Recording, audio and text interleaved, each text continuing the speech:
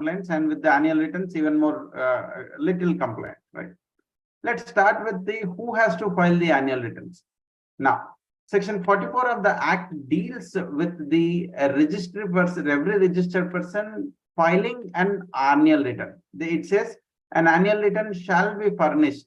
Okay, he shall furnish an annual return and which include a self-certified reconciliation statement, which is to reconcile the values, on various parameters with the audited financial statement, that is mainly, and the data which is filed time to time electronically, that is your monthly returns, right? This is the expectations of the annual returns, that we take care of these compliances regularly. Now let's look at how this has to be filed and what is the form. The form given for filing is GSTR 9. GSTR 9 is the form that needs to be used for everyone.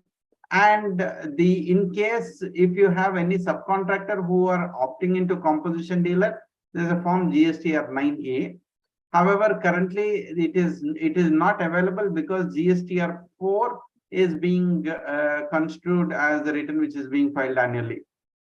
If you have an ISD registration, which is quite common for a real estate group, having an ISD registration to distribute the credits. In case of an ISD registration, you don't need to file a separate annual returns for your ISD registration. So broadly, these are the things that you need to be remembering. By when you should file this?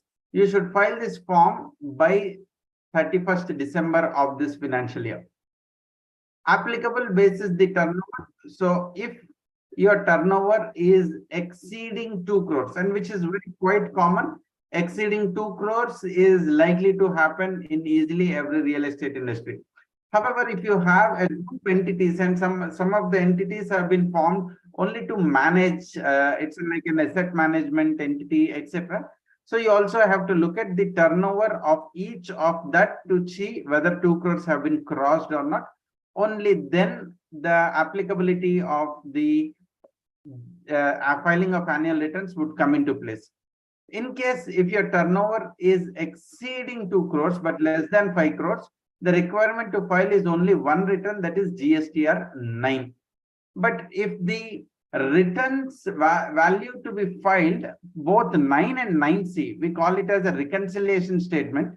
If your turnover is further crossing 5 crores, that means my turnover is more than 5 crores, I have to file 9 and 9C. These are the two documents that needs to be prepared.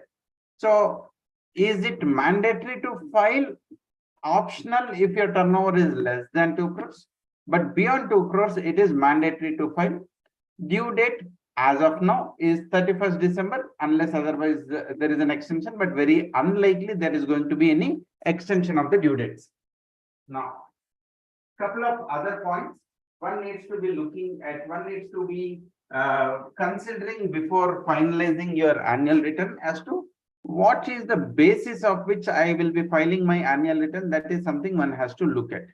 Let's understand the context of 9 and 9C and the source of the information.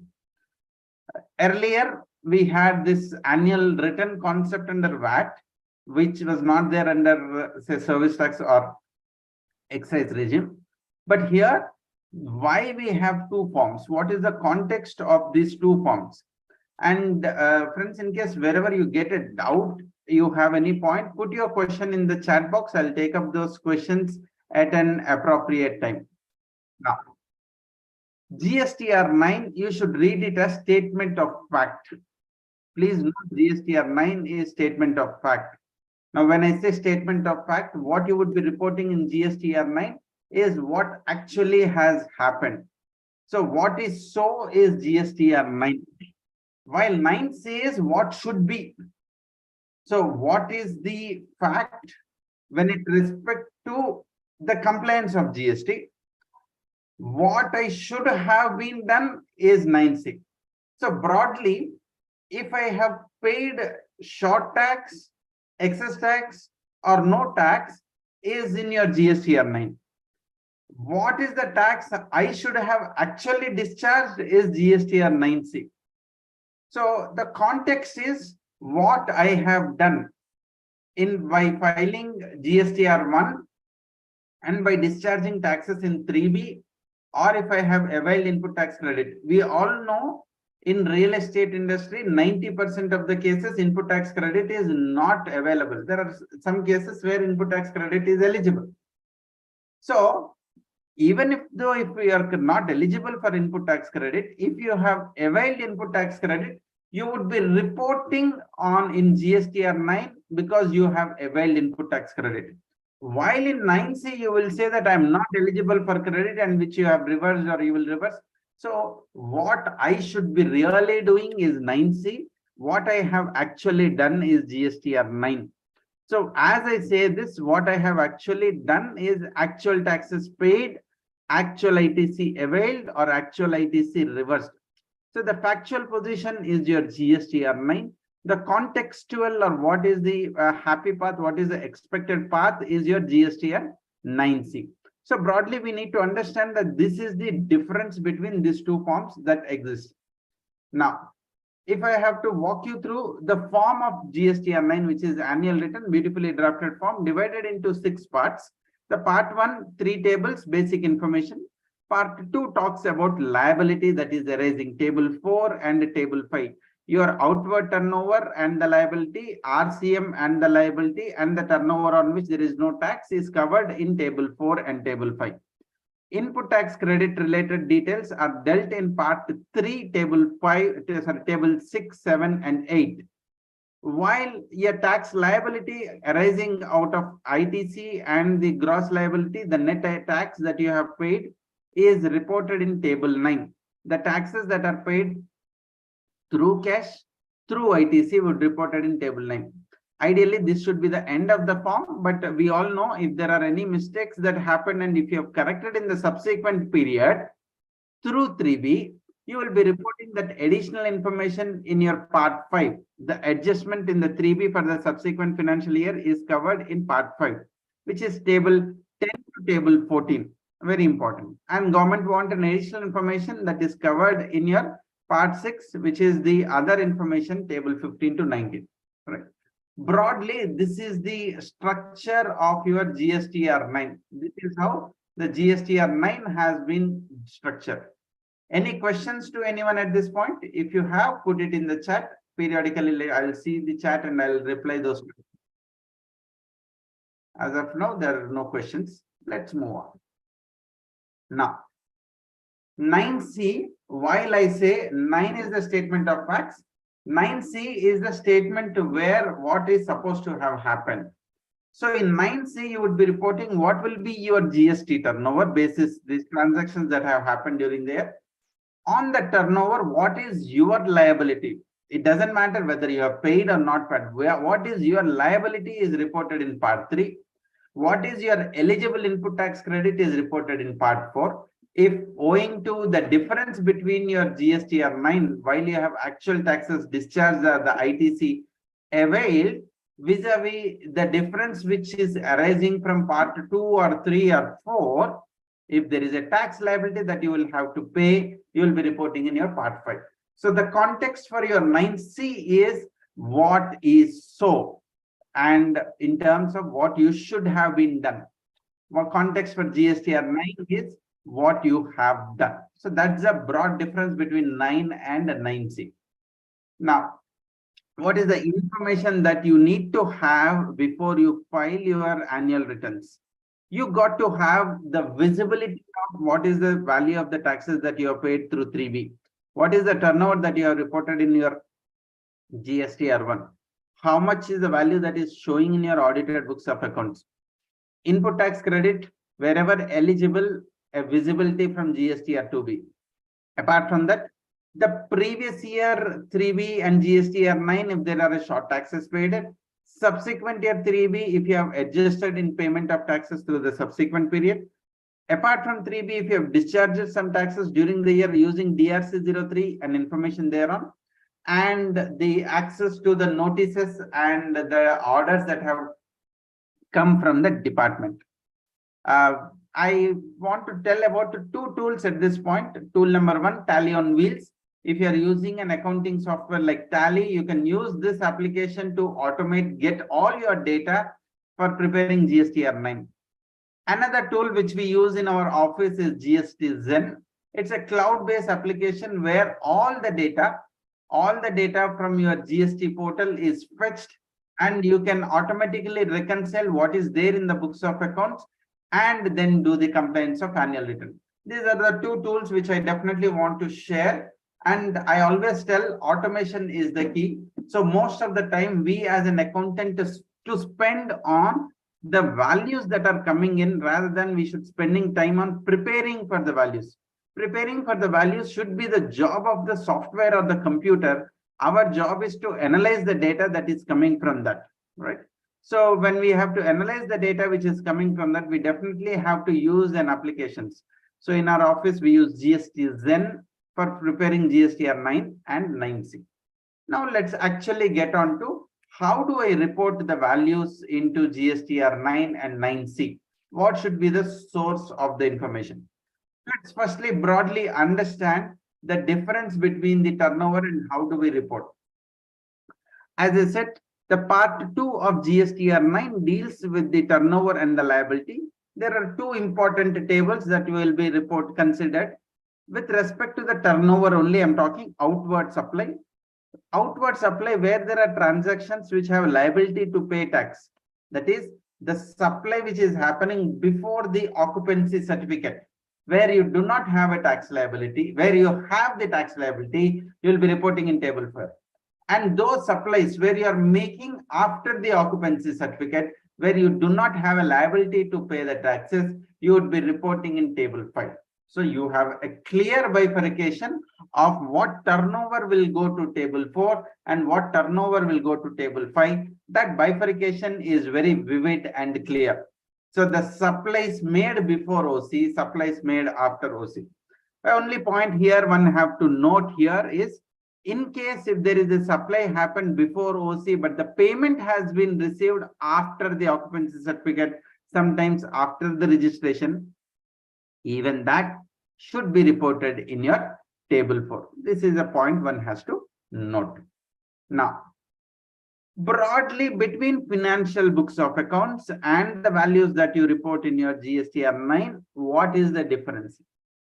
There will be a difference. So there will be a vivid timing difference between the turnover which you will be reporting in the books of accounts versus the turnover that is here in the GST. For the purpose of books of accounts, if I receive any advance from customers, is not my revenue in the books at all. It's a liability.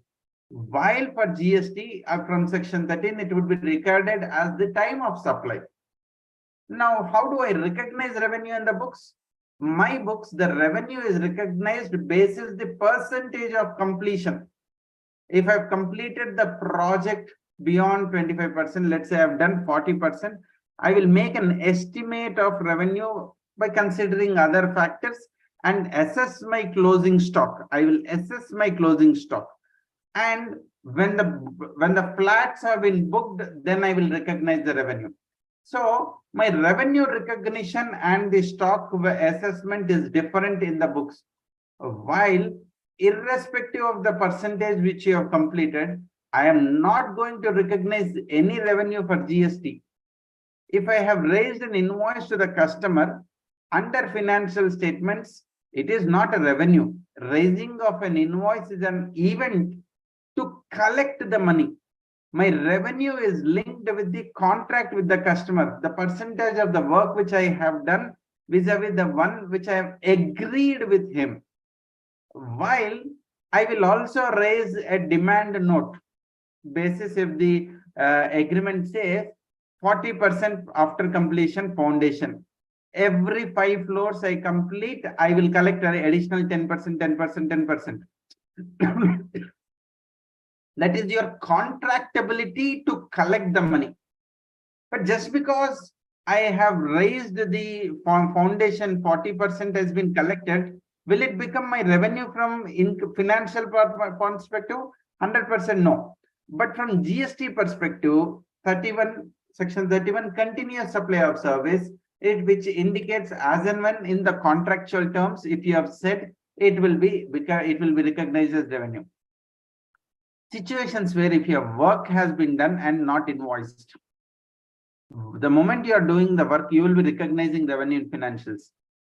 Now, GST, I have said invoice raised and the demand raised. But we also have another clause, even though if you have not raised any invoice, but if work has been done, you still have to offer it to the tax. Lastly, there could be a situations where you are swapping the projects with the customer. Customer comes back and says, hey, look, I don't need 2 BHK anymore. My budget has gone up, my income has gone up, my capacity has gone up. I will take 4 BHK. And given that my ability is high, I will not live in this project, I will live in another project. Now you are not going to treat this as your additional transaction. It will not be any impact in your financial books.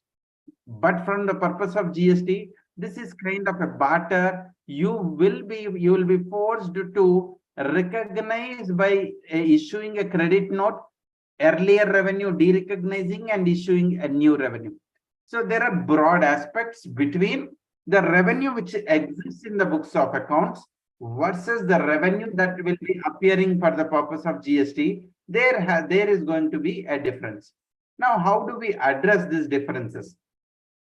Since there is a time of supply, since there is a supply after the OC, there is a difference.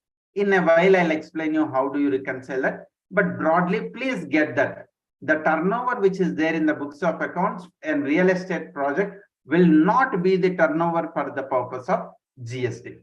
For the purpose of GST, you have to go back by looking at this slide. You are recomputing the entire turnover separately for the GST. But on a longer horizon, both the numbers will match. But on an interim, month over month or year over year or period over period, the revenue in the books would be higher, revenue for the purpose of GST would be higher. But on a broader scale, both will match at one point in time, both these revenues will be matching. So given that there is a periodical differences, the expectation that you will have to do is you will have to prepare this reconciliation. Firstly, project-wise is what you will have to prepare. Second, liability is arising whether or not liability is going to arise whether or not you have raised an invoice. So you got to have a demand register. As I said, most of the time you do not have input tax credit, but if you have taken input tax credit, you have got to make it. This ITC that you have availed has to be maintained expenditure wise. Broadly, this is a working one has to do when it comes to reconciliation of the outward turnover. How do I present this? Now, the presentation for this is a reconciliation statement. While the turnover in the books has got nothing to do with the turnover from GST perspective, both are not going to match and it will be seemingly completely different. But you will still have to start with what is your turnover in the books of accounts and end up with what is the turnover for the purpose of GST. What is the turnover for the purpose of GST? You will be end up preparing. So there are values that are there where after all those adjustments, you will prepare a turnover for the purpose of GST. Now, these adjustments could fit into any of this. These adjustments can fit into any of this. But if you are recognizing revenue as a percentage completion method, let's say out of 100 rupees, 90 rupees is attributable to percentage completion method. And 10 rupees is attributable to some other revenue that, let's say, scrap income or something. So this 90 is on account of a timing difference, you reverse it as any other adjustment. Now, what is the revenue that you will be recognizing? You will now report whatever the revenue that is applicable for the purpose of GST, you will be reporting those values here. Those are the values that you will be reporting here. So from GST perspective, real estate industry is most complicated to fit into a different type of reasons. In fact, many of the GST consultants say that, okay, is the best you reverse everything and report separately, so that since the form is not designed specifically for the real estate, you disown all the value and put your value and have a separate computation. Irrespective of that, my view is wherever you like some advances. I'll tell you simple example, advances. This advance is never was forming part of the top revenue. So, but you are putting it extra. So you will have to put wherever there, it's not that this, you can't discard this form, but there are many places you can identify, create a value for it. You got to go ahead and prepare a reconciliation statement. After preparing the reconciliation statement, their form has been given to report it into exactly how you have reported in your GSTR1. Most of your business reporting is to the end customer. So all the turnover will be reported in your 4A. But however, if there are any B2B sales, you will be reporting it in 4B. 99% of the time, none of the other values would be applicable to you. If you have issued a credit note and debit note, you will be reporting the respective values in your 4I and 4J, so that reporting at a gross level and reporting what should be your turnover. Now, having done the bifurcation, you also need to have this rate-wise reporting of this into various rate of taxes. What does that mean?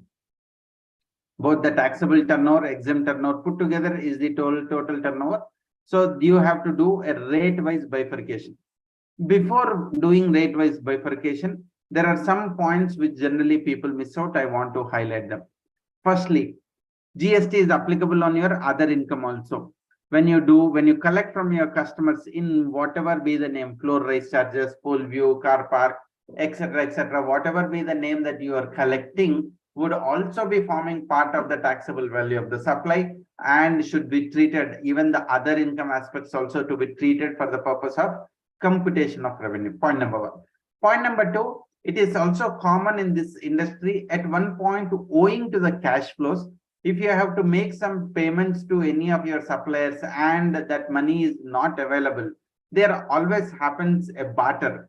Some of the flats are given off to the suppliers in lieu of the bills that needs to be paid. So at that time, neither the inventory is recognized, which is the assets, the units that you have constructed is recognized, nor the materials that have been purchased, the steel, cement that has been purchased. Sometimes it's not that everyone does it. So sometimes even this happens. But from the purpose of GST, even though you have netted off, you are recognized only the sales to the end customer, but from the purpose of GST, even these will be part of the transactions. How will one know? So the easiest way to know is actually look at the plan sheet, approved drawings, and time to time, every quarterly, you are making submissions to the RERA, where the architect is giving their certificate, engineer is also giving a certificate. You got to consider what is happening to that inventory and you got to map it. And then you got to consider, yes, because from the people sitting in the finance, sometimes they might not be aware of these transactions which have been done directly by principal owner to any of the vendor. So this has to be considered. Whenever a fixed assets have been sold, this is quite common. So all those construction equipment materials, after the work at the site is done, they are discarded or sold at some rate. The value of that has to be treated at a gross sale value, not at a depreciated, not on the profit or sale of asset. What is represented in the books is net profit or loss on sale of asset, but from the purpose of paying taxes, it has to be on the sale of the fixed asset that needs to be considered. On the balance sheet side, you have some liabilities that would be customer advances, which is not forming part of revenue, but has to be treated from the service liability under GST. Certain items which are not there in the books of accounts, that is material that has periodically moved from one side to another side. It is quite common under the real estate for each project, as SPV, a special purpose vehicle, is formed. A JV is formed with the investors of that, and could be an LLP, partnership, private limited, something is formed separately. And it is also common that materials that are procured for one side is sufficiently consumed and some minor portion is left, which is never returned to vendors but always moved to a different site. Now, this happens on a very frequently basis. For example, a mold is casted. The cement bags that are left at that might be required at a later stage, so they are immediately moved to the next site where the work is happening. Given that the between from the organization point of view, all the entities belong to them, so they don't care much. But from the GST perspective, there are two different GST identifiable things. They have to be treated as a supply, and GSTB has to be discharged as a trading asset. And this is where, let's say, cement which has been discharged as a trading asset, proportionate input tax credit for such transaction can be availed, because so the materials that I have purchased are partly used for trading, partly used for construction where ITC is blocked. Next, on the corporate guarantee is given. Again, for all these entities where the loans have been raised from various institutions, it is also quite common that the parent gives a corporate guarantee for each of the SPVs that have been formed. So even for the corporate guarantee, we have new rule 28A, which has been proposed, where 1% of the guarantee value to be treated as an income. Is it prospective, retrospective? Thankfully, it is going to be prospective and not retrospective. However, if there is a separate consideration that has been assigned and recorded in the books, then it has to be treated as the revenue, and you have to pay for it. So you also need to now go focus not just the gross level in the P&L, you also have to look at the other items that are there in the P&L for the purpose of arriving at what will be the turnover to report in your GSTR 9. Alongside of it, if this is the turnover that is to be reported, please now look at it. What is the value that you have paid taxes for? That means how much you have paid 3B. How much you have already reported in GSTR 1? 99% of the transactions are always intrastate, which is within the state of Karnataka, any project. So wherever the project is located, the place of supply is to be treated as the place of the project. So most of the times it would be C plus S transaction and not an IGST transaction. While this being the case, if there are any values are reported as IGST, I would ask you to pay special attention, wherein you shouldn't end up going back at a later point in time, someone officer questioning that, saying that, hey, look, you have paid a wrong tax. I would recommend you to refer to section 77 and pay the C plus S now and take a refund of IGST, which will be challenging. So it's an opportunity to look, if some correction needs to be done, better correct it now. While this is what I have to report, I should also see how much of this project is in affordable housing, which is at 1.5% with a 1/3 abatement of land, or 7.5% with 1/3 residential real estate residential project. Any commercial projects is all at 18%, again with 1/3 abatement. But if you are doing apart from the construction activity, any sale of goods, so you still have 18-28% other rates that would be applicable. Segregated between B2B, B2C, segregated between taxable, not taxable. And after RERA coming in and GST with 1/4/2019, the new 3/2019 updated notification expects you to maintain all this project wise. Maintain all this project wise. In case if you have verticals where you have plotted construction and the apartment and villa construction, you got to also do this in considering in both the categories. So just to summarize, take the books turnover, the turnover between April to March, and the schedule 1 transactions. And if you have multiple GST numbers between the states, you also have to allocate it if some turnover to go to different state. In fact, earlier real estate has always been a very state subject. When I say state subject, not from the taxability point, even the builders or most of the builders are noted in each of the state. But if you see today the real estate business has become pan-India. Every big player has presence in more than 2 or 3 states. So you also have to look at the transactions between one state to other. Before I move on to input tax credit, let me see if there are any questions to the participants on the outward. If you have any questions, please put your questions, else we will move to the next point, which is input tax credit.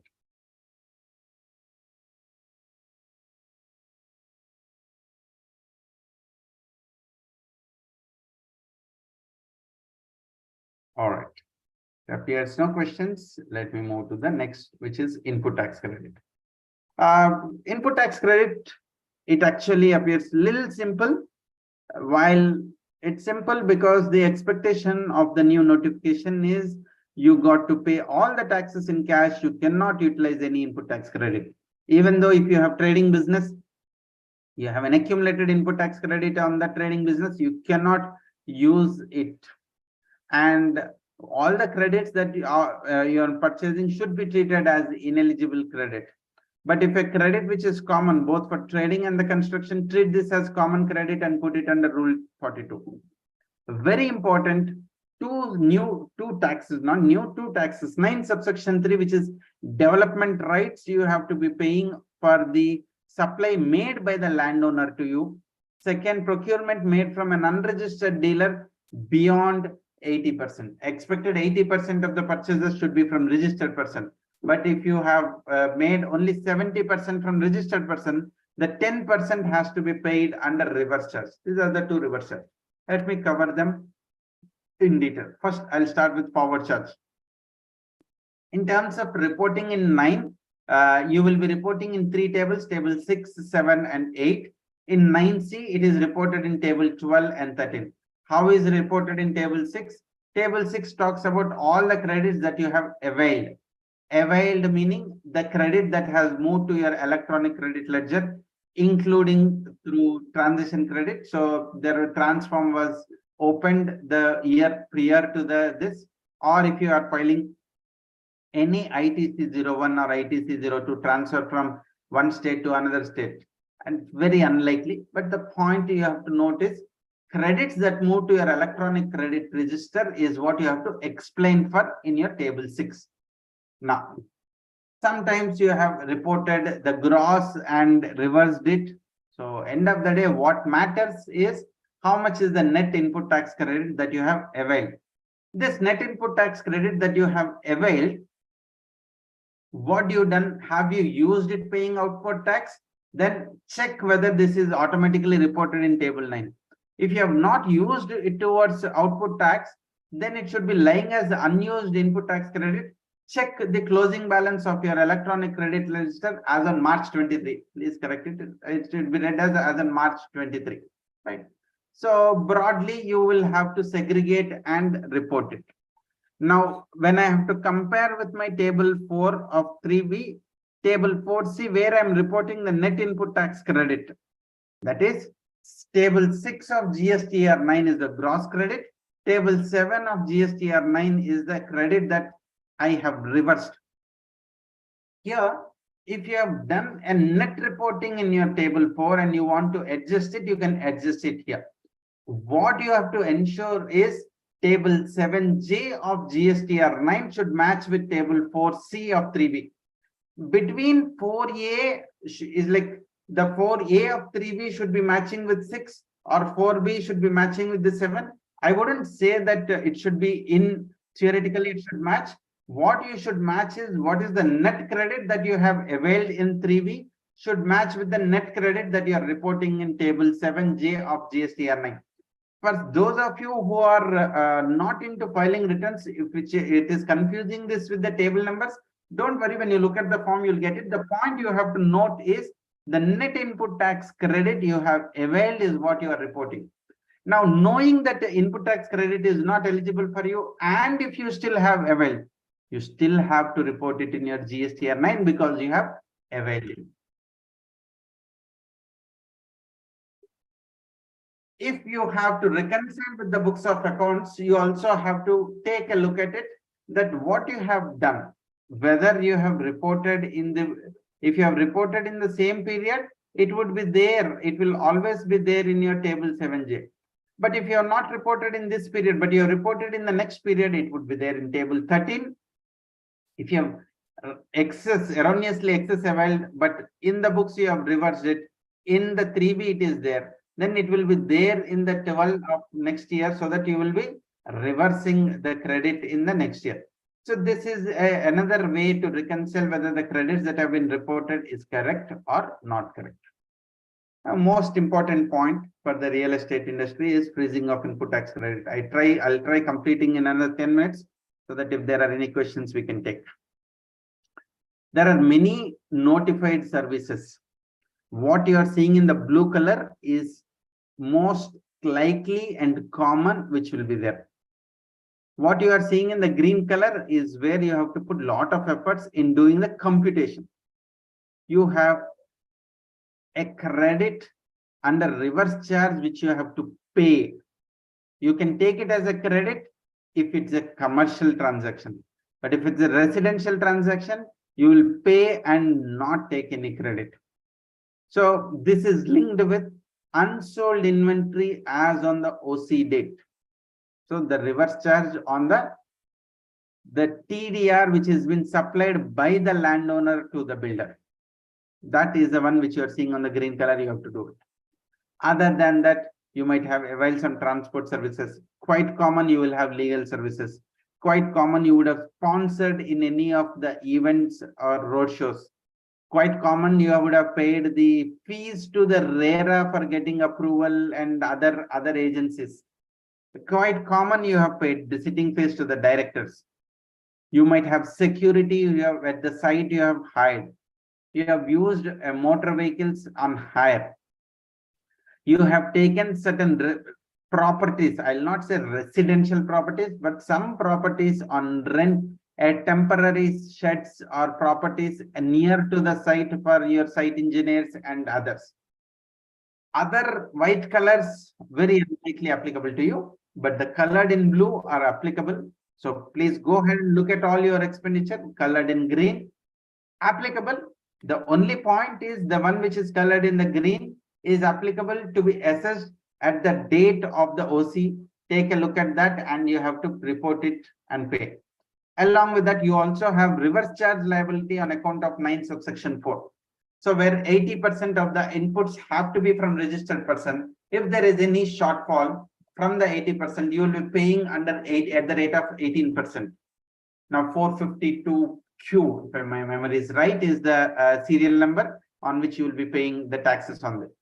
But with regards to the cement and the capital goods, whatever is the actual rate of tax, that is the rate of tax you will be paying. Now, after you make the payment of RCM, it will all be deemed as purchase from a registered person. So you will have 2 taxes that you have to compute.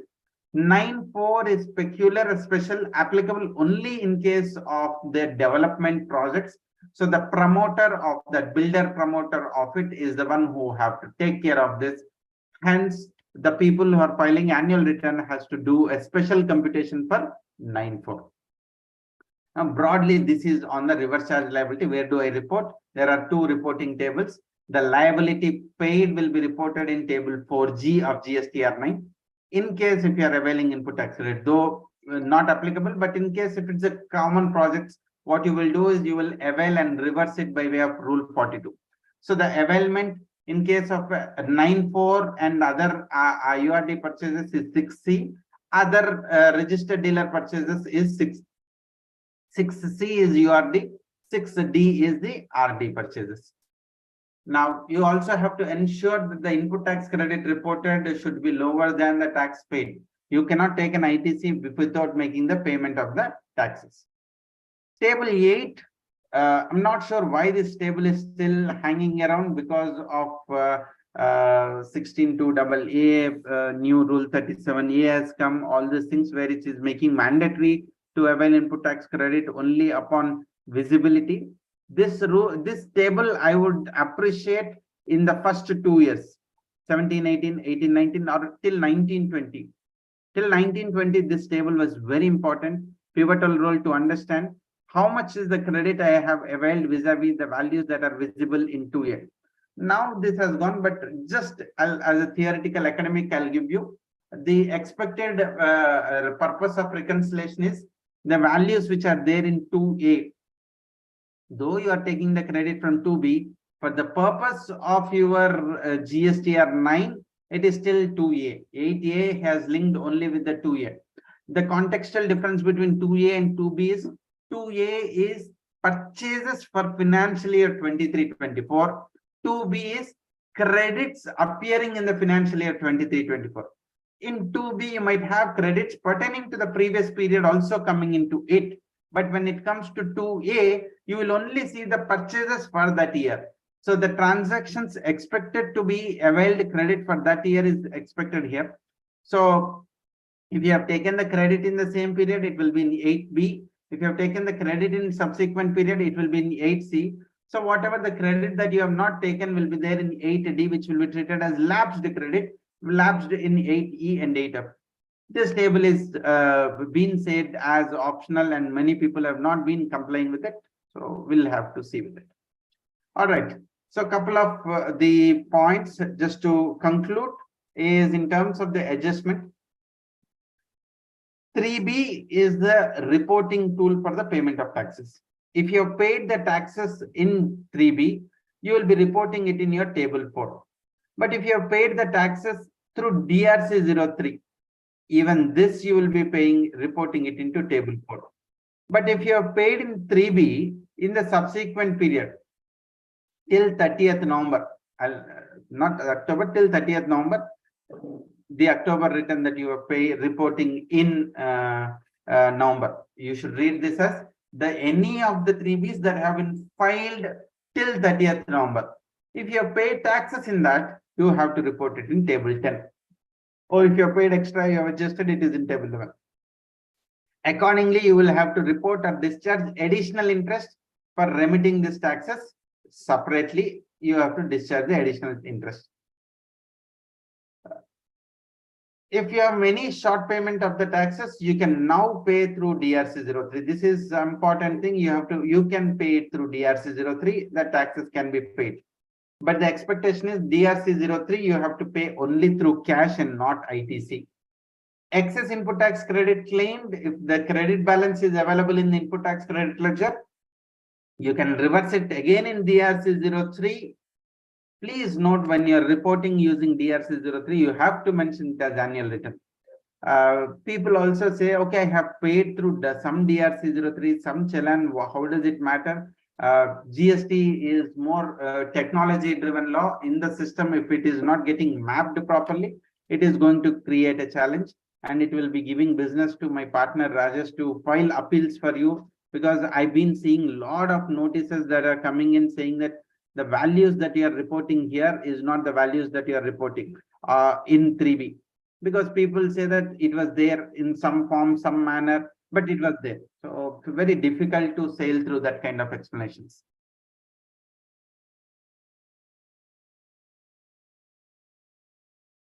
All right, just to summarize, your turnover, total turnover is in table 4 plus 10 minus 11. The total tax liability is in table 9. The tax payments are to be read in table 9 and 14. You ensure that this liability that is appearing in table 4 is matching with table 9, and the tax liability is also matching with the taxes paid.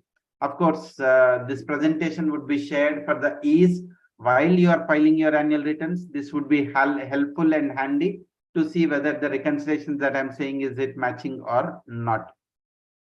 You also have an HSN wise reporting. So table 17, you got to report all your turnover at the various HSNs. Of course, advance received from the customers cannot be forming part of the HSN. You can exclude that. 4G RCM liability, you can exclude that for HSN reporting. Table 5, non-GST supplies will be excluded for the purpose of HSN wise reporting. Certain validations when it comes to 9C, the total turnover, the taxable and exempted, which is there in GSTR 9, along with the amendment, should match with your table 5 of GSTR 9C. So the value of the turnover in 9 and 9C should match. These are the corresponding tables that you have to check. So because in 9C, what we are saying is the actual turnover that I should pay tax on. In 9, what I am saying is the turnover on which I have actually paid tax on. So the words are little confusing, but you need to understand the difference and you have to have the explanation for it. And table 7 talks about the taxable turnover. So here, when it comes to taxable turnover, you are talking about outward related. So a reverse, reduce the 4G of it. Tax payable is compared with the table 9, 10, and 11. So this is an auto-computed value. So before you file your 9C and GSTR 9, prepare them, both of them parallelly, compare the values in these tables and see if there is any value that is missing. So this is more appears to be numbers academic. I'll skip this. Yeah. What is that value I should not be using GSTR 9 for? I cannot use GSTR 9 for paying taxes. I should be paying taxes through DRC 03 and include it in GSTR 9. If I have no intention to make any payment of the taxes, I cannot report actual liability in GSTR 9. I should only report a liability where taxes have been paid. If I'm claiming a refund of the taxes, I cannot discharge or show a lower value and say that I will file a refund. This is not a refund application. Nor if I have some credits, I will report in table 6 now, indicating that I have missed out taking those credits and I want to do a gross reporting. Answer is no. Unless otherwise it is not there in 3B, you cannot avail any credits. So GSTR 9 is not a place to take this extra, right? So these are the various points. Yeah, we still have 7 minutes. We can take up some questions, and I'm sure GSTR 9 broadly everyone would be aware because you have filed for some period. If you still have some doubts, feel free to reach us. My email ID is here, and we have our own WhatsApp channel which only gives you GST updates. You can always subscribe to the channel to know more about the GST updates, where it is more not industry specific only real estate, but it is across all the things. The updates on GST would be coming.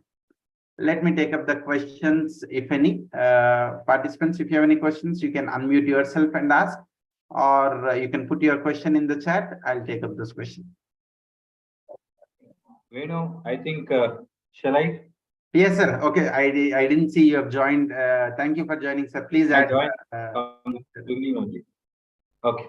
I think I should firstly thank Venu for such a fluent and wonderful deliberation on the entire 9C, because everything will be on his fingertips, the table numbers and all.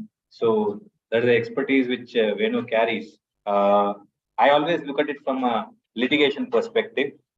Let's look at it from a background as to how we handle the departmental offices. Let's, be aware. The fact is, authorities cannot understand the financials. Point number 1. Point number 2, the reconciliations, what we make, they don't understand. We may be thinking such a easy thing, such a simple thing, it can be easily understood. But what I am saying is, unless you put across the figures, explanations in such a manner, in such a presentation that they can easily understand, you will face a difficulty that you will end up with getting a notice, confirm demands, and even appeal also, it will be difficult. So my suggestion to all the participants is, when you are doing a reconciliation, please only do not do a Excel figures workings. Please prepare a reconciliation with clear description, values from where you are taking, how the difference is coming, with the clarity. Even it takes 3-4 rows or 3-4 sheets extra. Please be clear. And invariably, these questions do not come immediately. Even if you are the person who has done this reconciliation 4 years back, if I ask them today, we will not be knowing why that adjustment was made. So be clear in your reconciliation as to why, what, what was the purpose, and if possible, attach that document also in an Excel sheet. I think nowadays Excel